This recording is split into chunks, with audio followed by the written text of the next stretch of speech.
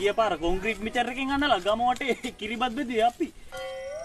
ඈ ගිය පාර අර කොන්ක්‍රීට් මිචර් එකකින් අනලා කිරිබත් බෙදුවනේ වා හිටියේ නෑ. ඒ සරේ ඔව් අනේ පංචානකෝ ඊට කලින් සරේ මේ වැවේ කිරි ඉතුරු අපි. වැවේ කිව්වේ? වැවට කඩලා දැම්ම හාල් මිටි 500ක් වැවට. 500? ගෑනු නාන මංකඩ වල ඉඳලා තමයි පොල් මිරිකුවේ. මේ වැවේ. මේ වැවට. හායි.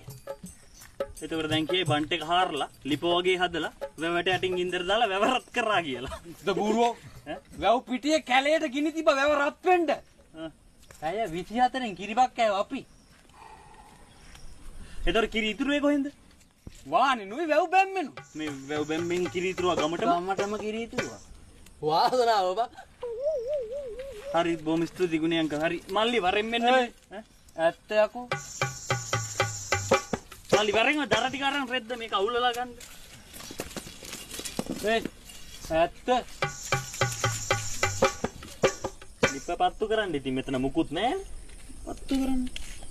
මල්ලි. ඔය